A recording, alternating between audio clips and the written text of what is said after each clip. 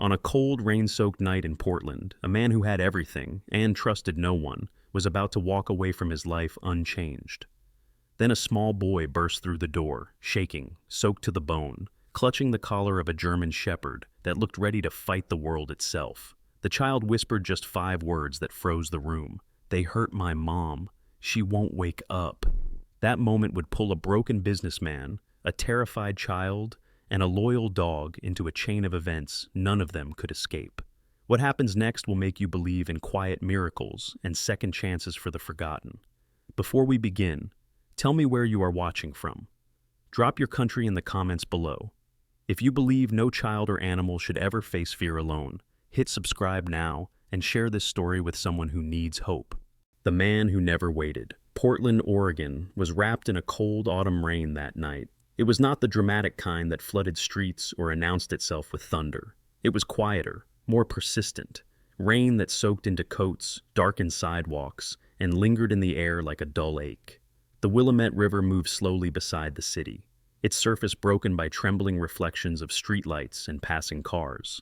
Wind slipped between buildings, carrying the smell of wet asphalt, rust, and fallen leaves beginning to decay. It was the kind of night that encouraged people to keep moving, to avoid eye contact, to get home quickly. Ethan Cross had always noticed details like that. He sat alone inside Riverstone Grill, a modern restaurant overlooking the river, its glass walls offering an unobstructed view of the storm outside. The lighting inside was warm and controlled, designed to soften edges and create the illusion of comfort. Low music played in the background, steady and unobtrusive. The restaurant was neither empty nor full.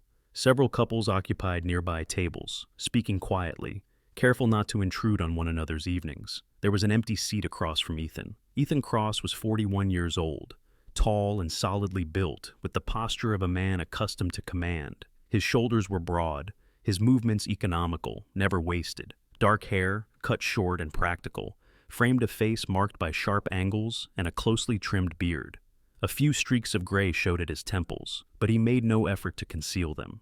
His eyes were calm, dark, and steady, eyes that evaluated rather than reacted. He wore a dark suit beneath a heavy wool coat, the kind favored by men who valued function over display. Nothing about him suggested extravagance. Everything suggested control. He checked his watch. 8:41 p.m. Ethan had arrived promptly at 8. Punctuality was a habit formed early in his life, back when lateness carried consequences. He did not enjoy waiting. In his world, waiting meant surrendering control to uncertainty, and uncertainty had never been kind to him. This dinner had not been his idea. His sister Claire had insisted, patiently at first, then relentlessly. She believed that her younger brother, despite his success, had allowed his life to narrow into something cold and solitary. She spoke of the woman carefully, choosing words meant to soften Ethan's resistance. A nurse, a single mother, someone grounded, someone real. Ethan had agreed less out of curiosity and more out of fatigue. Saying no to Claire always led to longer conversations than he was willing to endure. Another glance at the watch. 8:04. The waiter approached with a practiced smile, keeping a respectful distance. He was young, perhaps in his early 20s, with the quiet nervousness of someone who sensed power without fully understanding it. "Would you like to order, sir?" he asked. Ethan shook his head. "Not yet." The waiter nodded and retreated. Ethan turned his attention back toward the window. That was when he noticed the dog. Across the street, beneath a street lamp flickering faintly against the rain, stood a German shepherd. Large and lean, his coat darkened by water, the dog remained completely still despite the weather. His ears were upright, alert. His stance was balanced, disciplined, too deliberate for a stray. One ear bore a small notch, long-heeled. His muzzle showed the faintest gray, suggesting age, experience. The dog watched the street with quiet intensity, tracking movement without agitation. He did not bark. He did not pace. He waited. Ethan observed him for a moment longer than he intended. Dogs understood loyalty. Loyalty came at a cost. Ethan had learned that early too. He looked away, uninterested in revisiting old lessons. 8:46. Ethan had just shifted his weight, preparing to stand, when the restaurant door opened abruptly. Cold air rushed inside, carrying rain and noise from the street. Conversations halted mid-sentence. Heads turned. A child stumbled through the doorway. He was small, thin, soaked through his clothes. His hood hung loosely over damp hair, strands sticking to his forehead. His sneakers were scuffed and mismatched, one lace trailing dangerously close to the floor. He took a few unsteady steps forward, chest rising and falling too fast, eyes wide with fear. Behind him came the German Shepherd. The dog entered with purpose, shaking off water once before positioning himself close to the child's side. His body was tense, protective. A low sound vibrated in his chest, not aggressive, but firm. A warning without threat. The room was silent now. The child's gaze darted across unfamiliar faces until it landed on Ethan. Something in Ethan's stillness seemed to anchor him. The boy crossed the room quickly and stopped at Ethan's table, gripping the edge of his coat with trembling fingers. "Please," the boy whispered. His voice broke on the word. "Please help me." Ethan looked down. Up close, the child's face was pale, eyes rimmed red from crying. He could not have been older than 7. His hands were cold to the touch. "My mom," the boy said, forcing the words out. "They hurt her. She's bleeding. She won't wake up." The truth of it settled heavily in the air. Ethan had heard countless lies in his life. He had learned to recognize hesitation, exaggeration, false urgency. This was none of those things. This was fear without strategy, desperation without calculation. Ethan pushed his chair back and lowered himself to one knee, bringing his eyes level with the child's. The movement drew quiet attention from the surrounding tables. "What's your name?" Ethan asked calmly. The boy swallowed. Noah Miller." Ethan nodded once. "I'm Ethan. You did the right thing coming here." Noah's grip tightened. "They said if my mom screamed, they'd come back." Ethan felt a slow tightening in his chest, not panic, but recognition. Threats like that were not made casually. He glanced briefly at the dog. "And your friend?" Noah rested a hand on the dog's wet fur. "That's Rex. He's 6. He tried to stop them." Rex's ears twitched at the sound of his name. His eyes never left Ethan. Ethan rose slightly and addressed the room without raising his voice. "Someone needs to call 911. The waiter was already doing so, hands shaking. Ethan turned back to Noah. "Where do you live?" Before Noah could answer, thunder rolled low over the river, rattling the windows. Rain struck harder against the glass. Noah opened his mouth to speak, and for the first time in many years, Ethan Cross did not consider walking away. The longest ride through the rain. The rain had grown heavier by the time the police cruiser arrived, its red and blue lights spilling across the wet pavement outside Riverstone Grill like broken glass. The sound of the siren cut through the night, sharp and insistent, drawing curious glances from nearby buildings before fading into a low echo along the river. Inside the restaurant, the tension that had frozen everyone in place finally loosened, replaced by murmurs and hurried movements. But Ethan Cross remained still, one hand resting lightly on the edge of the table, his attention fixed entirely on the boy standing beside him. Noah's breathing had slowed, though his shoulders still shook from time to time. Rex stood pressed close to him, massive head lowered slightly, eyes alert, body angled in a way that left no doubt about his purpose. The dog's coat was thick and coarse beneath Ethan's fingers when he briefly brushed against it. Strong, healthy, despite the rain, though a faint scar ran along one hind leg, pale against dark fur, the mark of an old injury that had healed but never fully disappeared. The door opened again, this time with controlled authority. Officer Daniel Brooks stepped inside first. He was in his mid-30s, tall but not imposing, with a lean build shaped by long hours on patrol rather than a gym. Rain clung to his uniform, darkening the fabric at his shoulders. His face was angular, marked by a straight nose, and a jaw shadowed with the rough beginnings of a beard he had not bothered to shave before his shift. His eyes were tired but sharp, the kind that missed little even after years of repetition. There was a faint crease between his brows, the permanent mark of someone who had seen too many nights end badly. Behind him followed his partner, a younger officer who stayed near the door, scanning the room with quiet professionalism. Daniel's gaze moved quickly from the overturned chair near the entrance to Noah, then to Rex, and finally to Ethan. He did not recognize Ethan immediately, but something about the man's posture, calm, deliberate, unflinching, made him take notice. "What happened?" Daniel asked, his voice steady. Before anyone else could speak, Noah took a step forward. "My mom," he said, his voice thin but determined. "She's hurt." Daniel crouched down, careful to keep his movements slow. Hey there, I'm Officer Brooks. You're safe here. What's your name? Noah, the boy replied. Daniel nodded. All right, Noah. I need you to take a breath with me, okay? He demonstrated, slow and controlled. Noah followed, though his hand never left Rex's collar. Ethan spoke quietly. He came in asking for help. Says his mother was attacked at home. Daniel's eyes flicked to Ethan, measuring him. And you are? Ethan Cross. The name did not trigger immediate recognition, but Daniel stored it away. You call 911? Yes. Daniel nodded once, then turned, his attention back to Noah. Can you tell me where you live?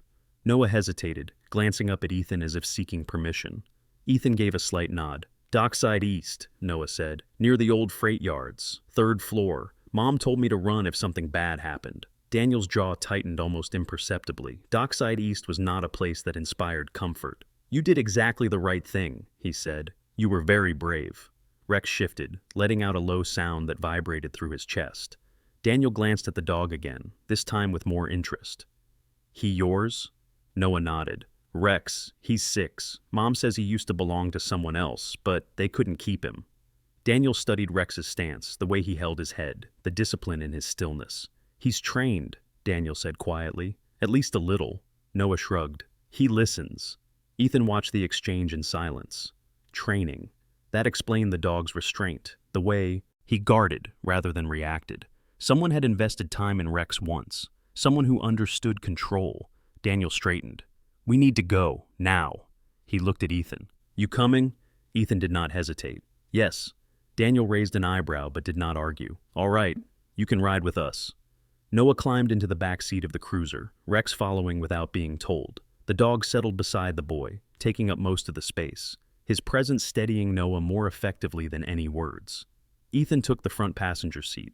As Daniel pulled away from the curb, the restaurant disappeared behind them, swallowed by rain and darkness. The city slid past in blurred streaks of light. Portland at night had a way of feeling smaller than it was, corners folding in on themselves, streets narrowing as they led toward places most people preferred not to see. The farther east they drove, the fewer cafes and storefronts remained. Warehouses rose like tired giants along the road, their windows dark, their walls stained with years of neglect. Noah stared straight ahead, fingers clenched in Rex's fur. Your mom's name? Daniel asked gently. Lillian, Noah replied. Lillian Miller. The name settled into Ethan's mind. Lillian. He imagined her without meaning to. A woman worn thin by responsibility, perhaps. Someone who worked long hours and trusted a child with more independence than most would dare. He wondered what kind of life led her to Dockside East. They turned onto a narrow street lined with aging apartment buildings. Paint peeled from brick walls. Stairwells were dimly lit, bulbs flickering. Daniel slowed the cruiser and stopped in front of a 3-story building with a rusted fire escape zigzagging down its side. This is it, Noah whispered. Daniel radioed for backup and medical assistance before stepping out into the rain. Ethan followed, pulling his coat tighter around him. The air here smelled different, stale, metallic, tinged with something sharp beneath it. Rex was the first to the door, muscles tense, nose lifted as if reading the air. He let out a low growl, not loud enough to draw attention, but enough to signal danger. Daniel drew his flashlight and his weapon, though he kept the gun lowered. Stay close, he said. The stairwell creaked under their weight as they climbed. Each step felt louder than the last. On the 3rd floor, Daniel paused in front of apartment 3C. The door was closed, but the frame around the lock was splintered. Daniel pushed the door open slowly. The smell hit them immediately. Blood, coppery and heavy, mixed with the sour odor of fear. The apartment was small, sparsely furnished. A couch pushed against one wall, a narrow table overturned, its contents scattered across the floor. In the center of the room lay a woman. Lillian Miller was in her early 30s, slender, with pale skin and dark auburn hair pulled into a loose ponytail that had come undone. She wore scrubs, the fabric torn at the shoulder, stained dark with blood. Her face was bruised, one cheek already swelling, but her chest moved, slowly, faintly. She's breathing, Daniel said, relief threading through his voice. Noah broke free, but Ethan caught him gently, holding him back. Let them help her first, Ethan said quietly. Rex whined softly, stepping forward until Daniel held out a hand. The dog stopped instantly, though his body trembled with restrained energy. Paramedics arrived within minutes, their efficiency cutting through the chaos. As they worked, Daniel stepped aside with Ethan. "You didn't have to come," Daniel said. Ethan met his gaze. "I know." Daniel studied him for a moment longer. People usually walk away from things like this. Ethan looked back at the apartment, at the boy watching his mother being lifted onto a stretcher, at the dog standing guard. Not tonight. The rain continued to fall outside, steady and unforgiving, as the ambulance doors closed and the engine roared to life. And somewhere in the city, lines had been crossed that could not be undone. Echoes after the sirens, the ambulance disappeared into the rain, its lights dissolving into the dark streets of Dockside East until only the echo of its siren remained. The building fell quiet again, as if the night were reclaiming what it had briefly surrendered. Water dripped from the fire escape outside, tapping metal with a hollow rhythm. Ethan Cross stood on the cracked sidewalk, with Noah and Rex watching the red glow fade, feeling the weight of what had already changed. Noah did not cry. He stood very still, hands clenched in the thick fur at Rex's neck, his small body braced as if movement itself might break something fragile inside him. Rex leaned subtly into the boy, his broad chest rising and falling with steady calm. The dog's eyes tracked the street, alert but no longer aggressive, as though he understood that the immediate danger had passed.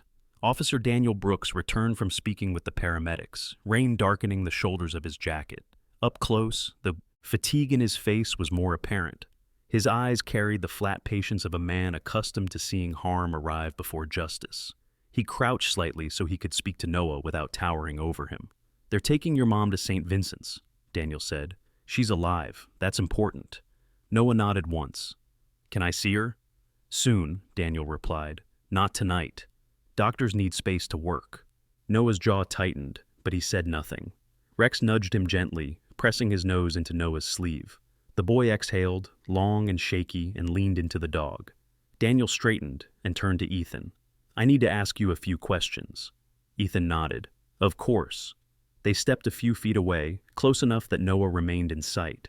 Daniel studied Ethan more openly now, rain streaking down the lines of his face. "You didn't have to get involved," he said.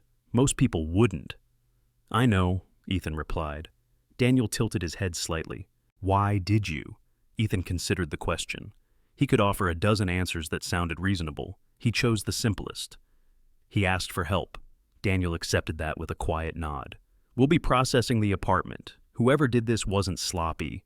Forced entry, controlled violence, that worries me." Ethan's eyes flicked back to the building. "It should."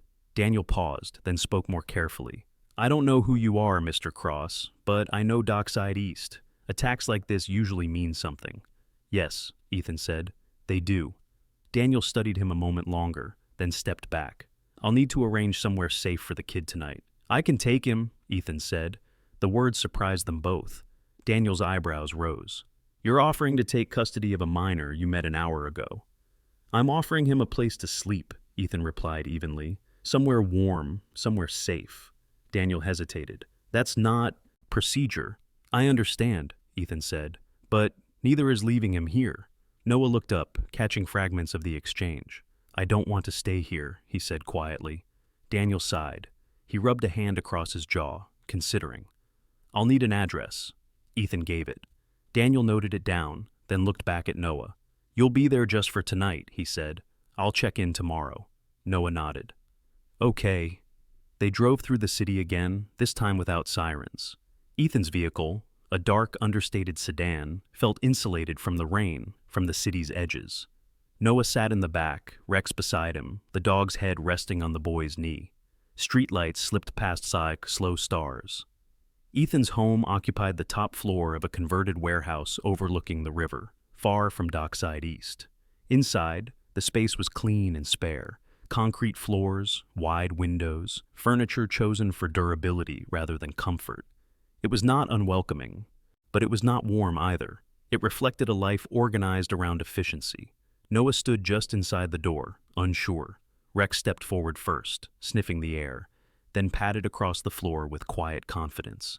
He circled once, then lay down near the window, keeping watch. Ethan moved through the apartment, setting out a blanket, a glass of water, something simple to eat. He worked silently, hands steady. Noah watched him closely, as if measuring whether this place and this man could be trusted. "You can sleep on the couch," Ethan said. "Rex can stay with you." Noah nodded. "Thank you." Later, when the apartment settled into quiet, Ethan stood alone by the window. Rain streaked the glass. The river below reflected the city's lights, broken and restless. He felt a familiar pull toward calculation, toward tracing the attack backward to its source. He knew Dockside East. He knew who operated there, and he knew this had not been random. His phone vibrated. The name on the screen read Marcus Hale. Marcus Hale was in his late 40s, broad and heavy-set, with a shaved head and a beard cut square along his jaw. Years earlier, a warehouse fire, an accident officially, had left him with a scar that pulled at one corner of his mouth, giving him a permanent half-sneer. Marcus had once been Ethan's most reliable partner in the city's quieter operations. He valued loyalty, but only when it was useful. Ethan answered. "Yes, I heard there was trouble in Dockside," Marcus said. His voice was calm, curious. "You okay?" "I'm fine," Ethan replied.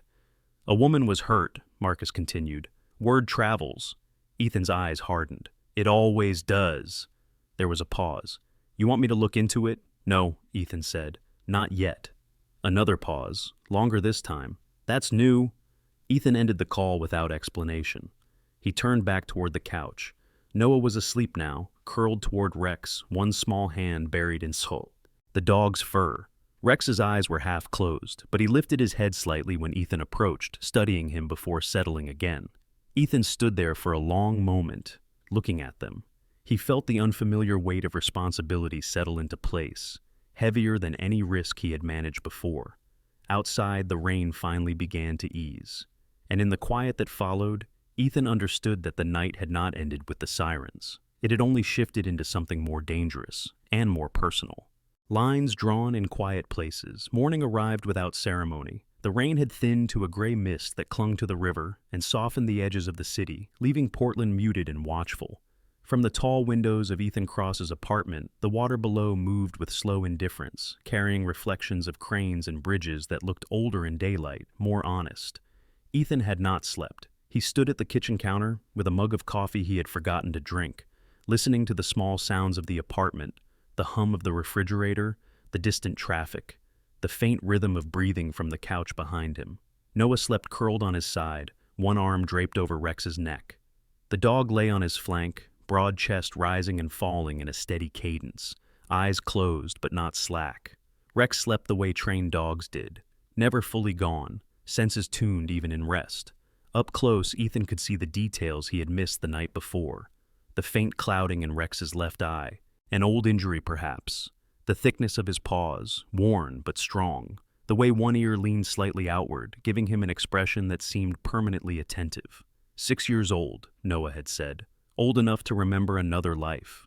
Ethan watched them longer than he meant to.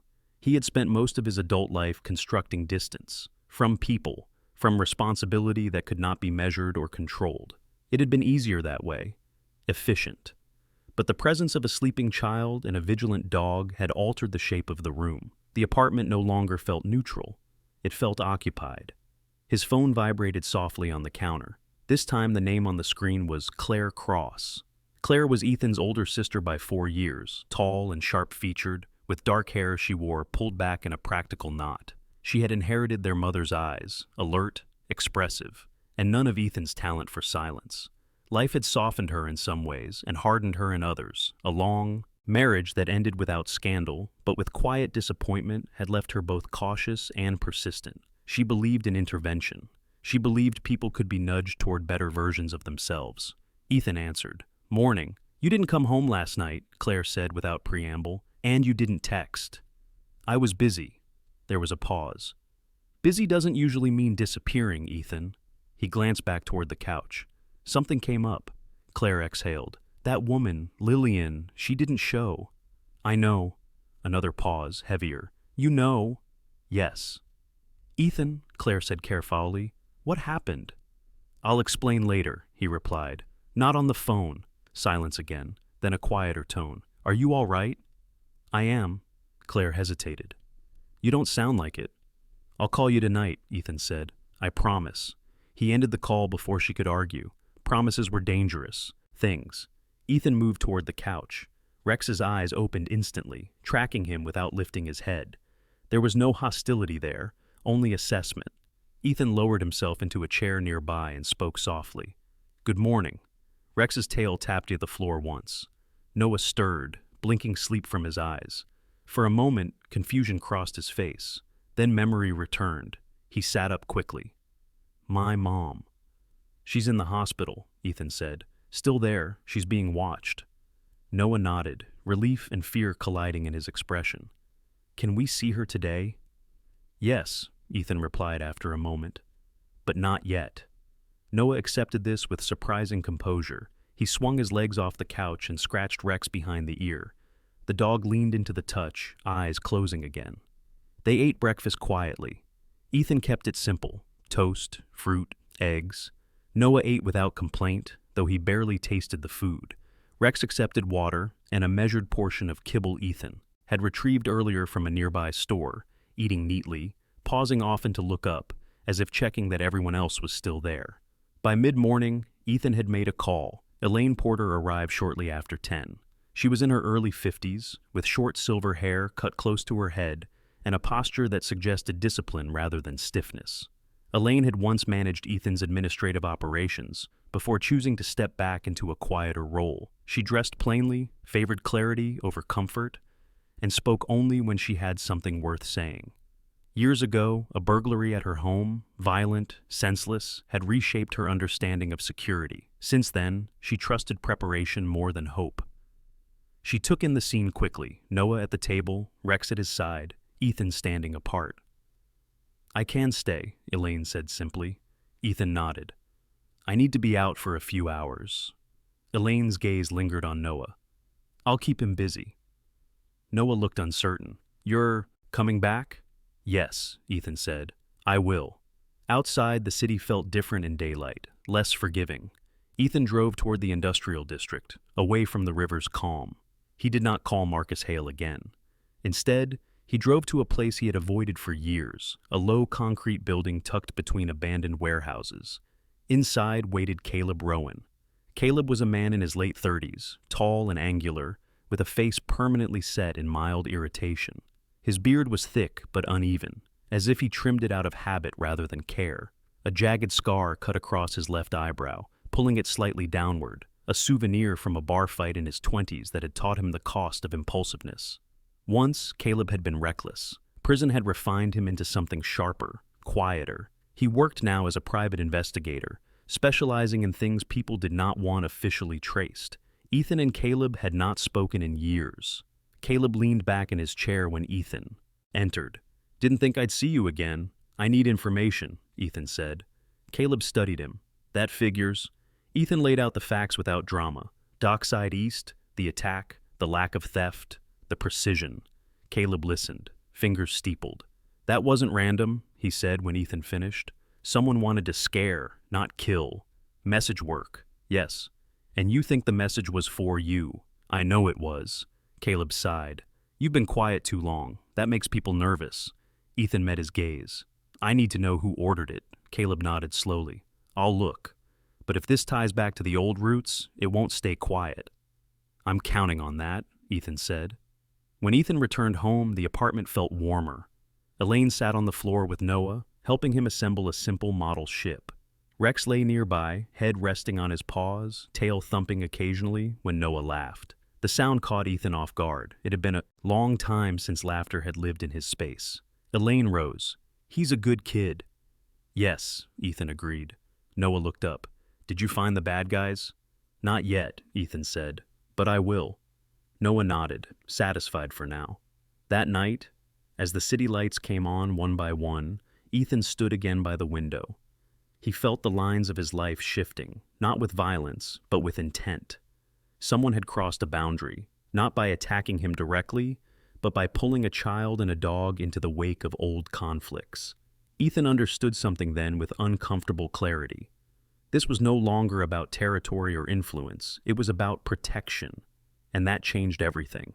The shape of a threat. The message arrived just after noon. Not as a call, but as a silence where sound should have been.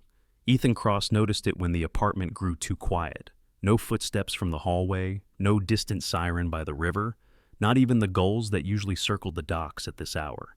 He stood at the window, watching a barge slide beneath the bridge, and felt the familiar tightening at the base of his skull.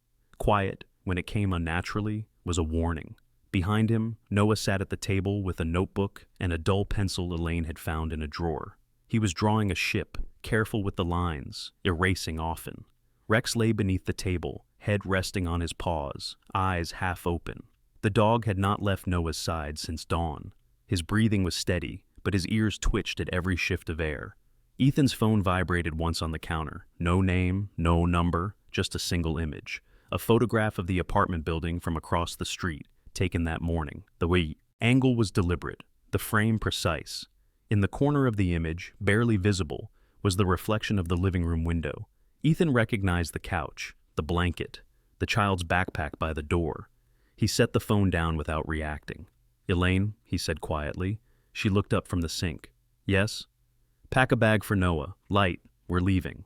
Elaine did not ask why. She had learned long ago that explanations arrived after safety. She moved with efficiency, folding clothes, adding toiletries, slipping a small first aid kit into the bag. Noah looked up, confusion flickering across his face. "Are we going to see my mom?" he asked. "Soon," Ethan said, "but not first." Rex rose to his feet, body angling toward the door, tail low, alert. Ethan crouched and rested a hand briefly on the dog's shoulder. The muscle beneath his palm was firm, reassuring. "Good," he murmured. They left through the service elevator and exited the building through the underground garage. Ethan drove without haste, but his awareness widened, tracking reflections, counting cars, noting anything that lingered too long behind them. The city slid past in clean daylight now, less forgiving than the rain-soaked night. Portland revealed its seams when the sun was up. They headed south, away from the river, toward a stretch of land that once housed horse stables and feed warehouses before development thinned them into isolated pockets. Ethan had kept one place untouched. The property sat behind a stand of tall firs, fenced and quiet.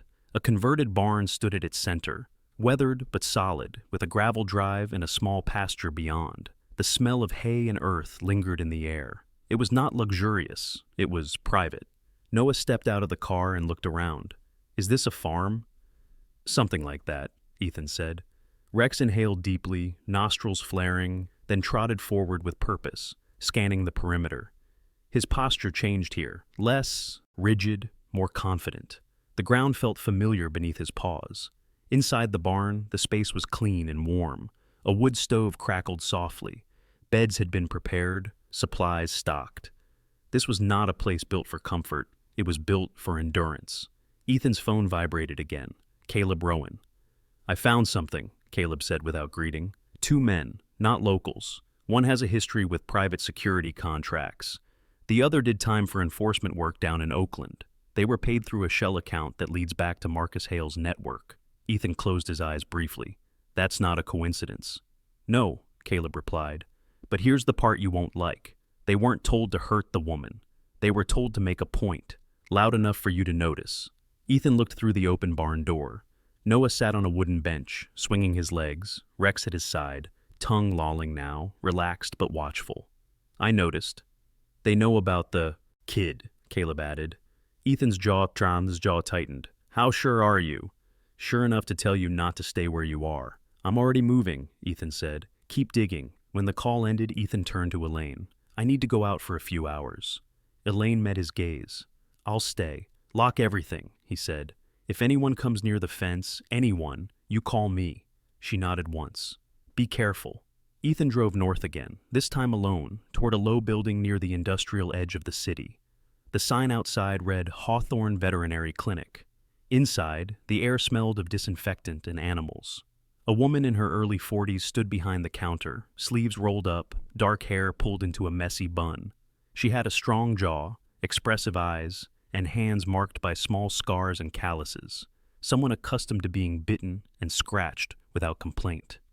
"Dr. Maya Lin," she said, offering a brief smile. "You must be Ethan." "Yes." She gestured toward an exam room. "You brought the dog?" "Not yet," Ethan replied. "I need to know something first." Maya's expression shifted, curiosity sharpening into attention. About Rex. Ethan nodded. Maya leaned against the counter. He was trained. Not police, not military, private sector, obedience, protection, restraint. He came through here once, years ago, injured leg. Someone tried to abandon him. A woman refused to let that happen. Lillian, Ethan said. Yes, Maya confirmed. She took him in. He bonded fast. Protective, but gentle with the kid. Ethan absorbed that. Could he defend them? Maya's eyes softened. He already has. That night, Ethan returned to the barn. The sun had dipped low, painting the pasture in gold. Noah sat on the floor, leaning against Rex, listening as Elaine read quietly from a worn paperback. The scene struck Ethan harder than he expected. It looked like safety. It looked like something worth preserving. After Noah fell asleep, Ethan stepped outside. The wind moved through the firs, whispering. He took out his phone and dialed a number he had avoided for years.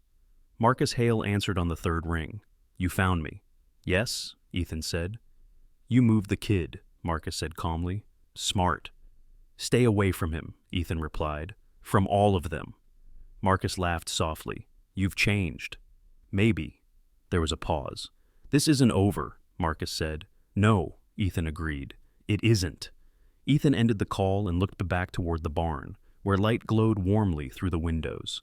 Inside were a child, a dog, and the fragile shape of a future that did not belong to the world Marcus Hale understood. The threat had taken form now, clear, deliberate, and Ethan was done pretending it could be managed quietly. When silence breaks night returned to the countryside without warning. The last light drained from the pasture behind the barn, leaving only the pale outline of fencing and the darker mass of fir trees pressing in from all sides. The air cooled quickly, carrying the smell of damp earth and old hay. Somewhere beyond the trees, an owl called once, then fell silent. Ethan cross-checked the perimeter for the third time. He moved methodically, flashlight off, relying on the faint glow of the moon and his familiarity with the land.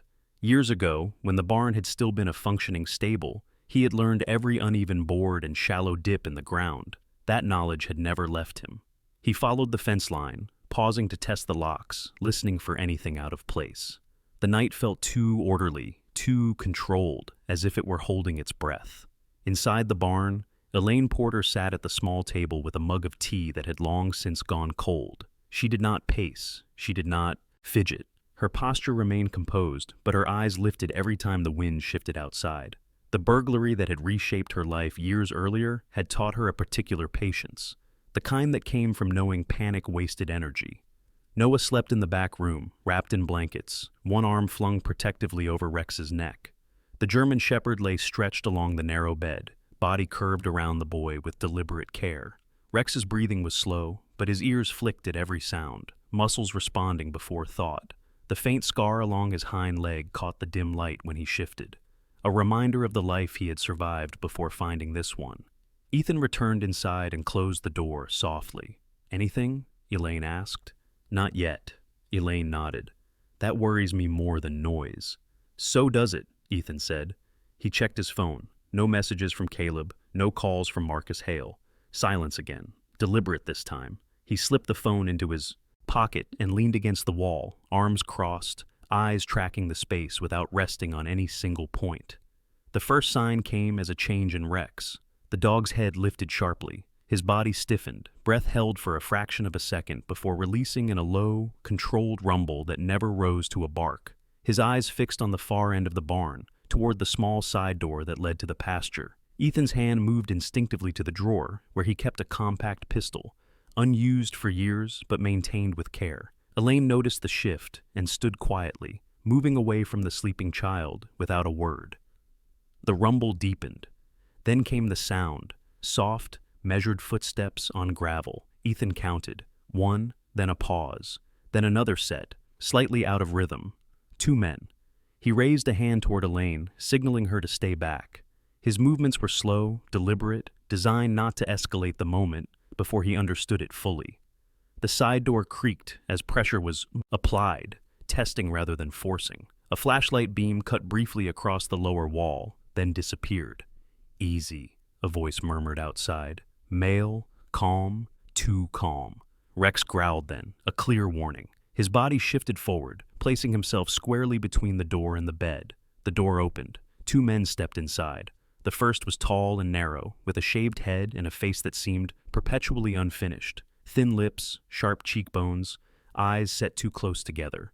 A trimmed beard outlined his jaw, but it did nothing to soften the hard angles beneath. He moved with confidence, scanning the space like a professional evaluating risk. The second man was shorter, broader through the shoulders, with thick arms and a heavy brow shadowed by unkempt hair. His beard was fuller, darker, streaked with gray that suggested age rather than wisdom. A jagged scar crossed his knuckles, the kind earned through repeated violence. His posture leaned forward slightly, aggressive, impatient. Evening, the taller man said quietly. Didn't mean to wake anyone. You shouldn't be here, Ethan replied, stepping into view. Both men froze. Their eyes flicked to him, then to Rex, whose stance had shifted from warning to readiness, teeth bared, muscles coiled. The shorter man swore under his breath. There's the dog. The taller one raised a hand. Relax, we're just here to talk. Rex lunged.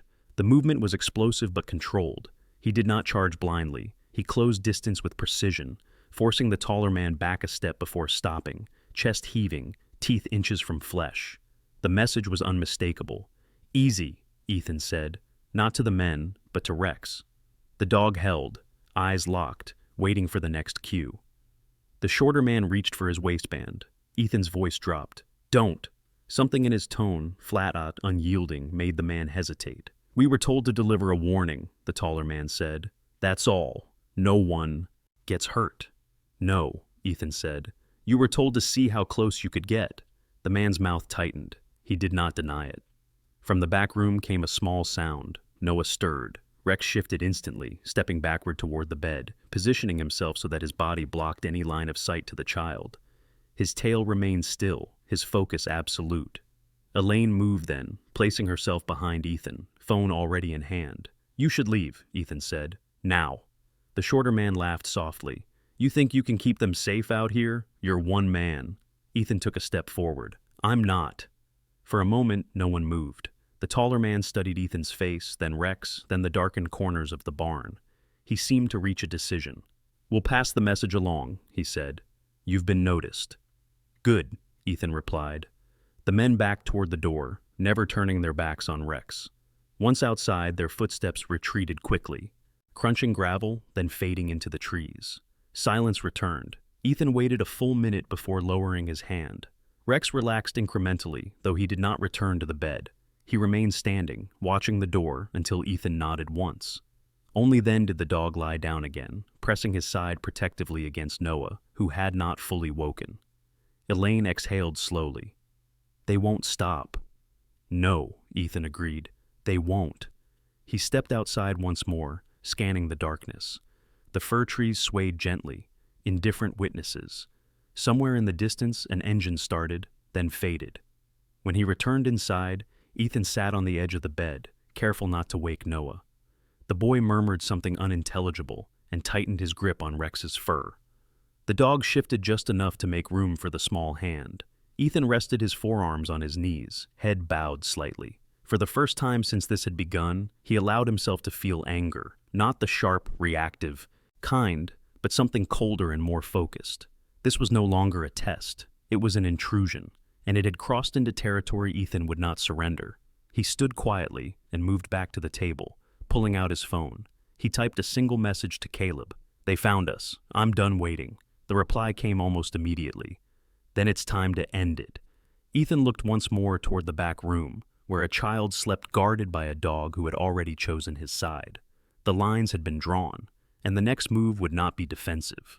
The cost of choosing Dawn came thin and colorless, as if the night had scraped the sky clean and left it bare. The pasture lay still under a pale fog that hugged the ground, softening the fence lines and blurring the trees into shadowy columns. The barn stood quiet, but not at rest. It held the memory of footsteps, of measured voices, of a boundary tested and held. Barely. Ethan Cross woke before the sun had fully risen. He did not startle awake. He rarely did. Instead, his eyes opened into awareness already in motion. He dressed without turning on lights, the routine practiced and efficient. When he stepped into the main room, he found Elaine Porter already there, seated at the table with her hands wrapped around a mug. She looked up, reading his face. "You're leaving," she said. "Yes." Elaine nodded once. "How long?" "I don't know." She accepted that answer the way she accepted most truths, without argument, without relief. "Noah stays with me," she said. "I'll take him to see his mother this afternoon." Ethan glanced toward the back room. Noah still slept, Rex curled around him like a living wall. The dog's coat caught the early light, revealing the subtle silvering along his muzzle. He looked older in daylight, not weak, seasoned. "Thank you," Ethan said. Elaine's mouth tightened slightly. "You come back." Ethan did not answer immediately. He only nodded. He left the property just after sunrise, driving north toward the city. Fog thinned as he descended into Portland's outskirts, replaced by the sharper lines of buildings and traffic. The city was waking up, delivery trucks pulling into alleys, cafe lights flicking on, people moving with the cautious optimism of morning. Ethan passed through it unnoticed, a familiar ghost among routines. His destination was a warehouse near the rail yards, one that still operated under a shell company no one bothered to investigate. Inside waited Jonah Price. Jonah was a man in Seoul, his early 40s, tall and narrow, with a long face framed by a beard that had gone prematurely gray. He wore wire-rimmed glasses that gave him the look of an academic rather than a strategist. Years ago, a bombing intended for someone else had killed Jonah's younger brother, leaving Jonah with a limp and a permanent distrust of improvisation. Since then, he planned everything twice. Jonah stood over a table scattered with maps and printed photos. "You're late," he said mildly. "I didn't say I'd be early," Ethan repeated. Jonah smiled faintly. "Fair?" They worked without ceremony. Jonah laid out the intelligence Caleb had gathered, movements, names, money trails. The picture sharpened quickly. Marcus Hale's operations had grown sloppy. Too many hands, too much noise. He had mistaken Ethan's quiet withdrawal for weakness. "Marcus thinks this is still about territory," Jonah said. "That's his mistake." Ethan studied the map. "It isn't." "No," Jonah agreed. "It's about leverage." By midday, Ethan stood across the street from a private clinic on the west side of the city. He watched as Noah emerged slowly with Elaine, a small backpack slung over one shoulder. Rex walked close, head level, eyes alert. Behind them came Lillian Miller, supported by a nurse. Lillian looked thinner than Ethan had imagined. Her auburn hair was pulled back loosely, strands escaping to frame a pale face still marked by bruising. One arm was held close to her body, bandaged beneath her jacket, but her eyes, clear, focused, never left Noah. She knelt with difficulty, ignoring the nurse's protest, and wrapped her son in a careful embrace. Noah clung to her as if anchoring himself to something solid at last. Rex sat beside them, tail sweeping the concrete once, then stilling. Ethan did not approach. He watched from a distance, understanding instinctively that this moment was not his to enter. When the nurse led Lillian back inside, Elaine guided Noah toward the car. Noah looked around, scanning the street. His eyes found Ethan. Ethan raised a hand slightly, Noah nodded, satisfied, and got into the car. Ethan exhaled slowly. His phone vibrated. "Marcus Hale," Ethan answered. "You sent men to my door." Marcus's voice came through calm, almost amused. "I sent a question. You answered. They saw a child." "Yes," Marcus said. "I wanted you to understand the stakes." Ethan's voice hardened. "You don't threaten children." "You think this is about morality now?" Marcus replied. "You stepped away from the board. That leaves space." "I'm stepping back in," Ethan said, "and I'm clearing it." Marcus laughed softly. "You always were dramatic." "Meet me," Ethan said. "Tonight. Dock 14. There was a pause, longer this time. "You're serious?" "Yes." "Alone?" "Yes." Marcus hesitated, then agreed. "You have guts, Ethan. I'll give you that." When the call ended, Ethan stood still for a long moment, feeling the weight of what he had set in motion. This was not a negotiation. It was a conclusion. Night fell hard and fast. Dock 14 lay abandoned, its cranes frozen like skeletal giants against the sky. The river below moved silently, black and unreadable. Ethan arrived early, parking beneath a dead light. He waited without pacing. Marcus Hale arrived with two men. He stepped out of his vehicle slowly, coat hanging open, beard trimmed with care. His scar pulled his mouth into its familiar half-sneer. "You didn't bring an army," Marcus observed. "I didn't need one," Ethan replied. They stood facing each other, the river between them like a shared past neither could erase. "You're done," Marcus said. "You just don't know it yet." Ethan shook his head. "You crossed the wrong line," Marcus smirked. "You think I'm afraid of you?" "No," Ethan said. "I think you were afraid of what happens after." Him stepped back and raised his phone, tapping the screen once. Lights flared on across the dock. Police vehicles surged in from both ends, sirens cutting the night apart. Officers poured out, weapons raised, commands shouted. Marcus turned sharply. "You called the police?" Ethan met his gaze steadily. "I chose something else." The look on Marcus's face, shock, then understanding, was brief but complete. The men beside him froze as officers closed in. As Marcus was cuffed, he looked back at Ethan. "You think this makes you clean?" "No," Ethan replied. "It makes me finished." Hours later, Ethan returned to the barn. Elaine sat reading by the lamp. Noah slept deeply. Rex lifted his head as Ethan entered, then relaxed, recognizing him. Ethan knelt beside the bed. Noah murmured in his sleep and turned, pressing closer to Rex. Ethan rested a hand briefly on the dog's broad shoulder. The choice had been made. And its cost, whatever it would be, was his to carry. What remains, spring arrived quietly, without asking permission. The firs around the barn softened from their winter stiffness, and the pasture pushed up fresh green in uneven patches where frost had once held firm. Mornings came earlier now, carrying birdsong instead of sirens, and the river, far beyond the trees, moved with an unhurried patience that felt almost instructive. Ethan Cross woke to that sound most days. He no longer slept lightly, not heavily either. His rest had changed in texture, not depth, less vigilance, more presence. He dressed at dawn and stepped outside with a mug of coffee, breathing in the cool air. From the open barn doors came the muted thud of paws on wood and the low huff of a dog greeting the day. Rex trotted out first, tail level, coat glossy in the early light. Age showed in the silver dusting along his muzzle and in the careful way he favored his old injury when he first stood, but strength still lived in his frame. He stretched, then shook once, sending droplets of dew flying, and looked back into the barn expectantly. Noah followed, hair tousled, sweatshirt hanging long over his hands. He carried a small notebook now, his habit, filled with drawings of ships, barns, and a dog who always appeared a little larger than life. He stopped beside Ethan and leaned against him without ceremony. "Morning," Noah said. "Morning," Ethan replied. They stood like that for a moment, not talking, not planning, just standing. Life had found a new rhythm after Dock 14. The city moved on. Cases processed, headlines faded, charges filed. Marcus Hale's name appeared in print with the sterile distance of legal language, stripped of the myth he had built for himself. Caleb's work had been thorough. Jonah's plans had been exacting. The noise had receded. What remained were quieter things. Lillian Miller arrived mid-morning most days now, driving out from the small apartment she and Noah were slowly transitioning back into. Recovery had taken patience. Her injuries healed unevenly, bruises fading, ribs knitting, but her resilience surprised even the doctors. She moved carefully, a slim woman with auburn hair cut shorter now for ease, freckles emerging again as her color returned. She wore practical clothes and carried herself with a reserve born of survival, not fear. When she stepped out of her car, Rex was always there, tail wagging once before he settled, careful not to jar her. Lillian knelt as much as she could manage and pressed her forehead to his.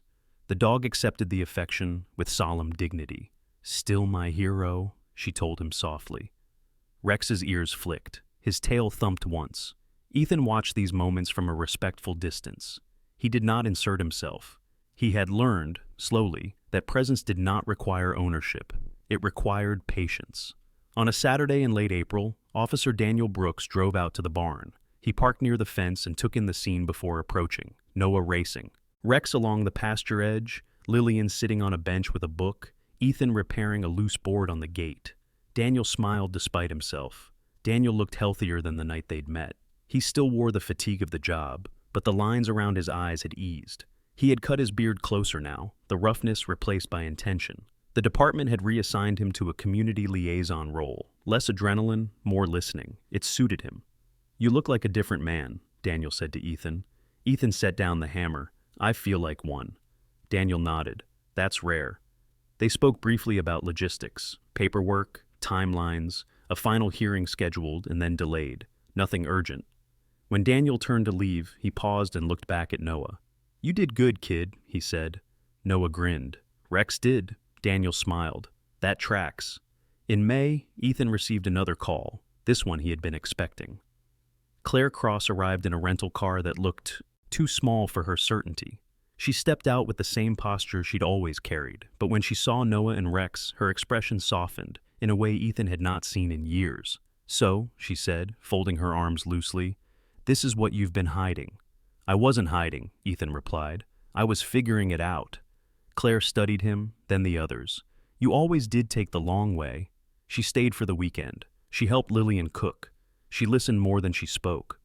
On the last night, as the sky turned lavender and the barn lights came on, she sat beside Ethan on the porch. "You're different," she said again, quieter. "Not lighter, just grounded." Ethan considered that. "I stopped running."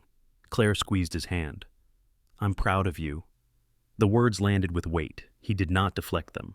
Summer arrived fully in June. With it came decisions that no one rushed. Lillian moved back into the city part-time, keeping the barn as a refuge rather than a shelter. Noah split his weeks between places, delighted by the variety.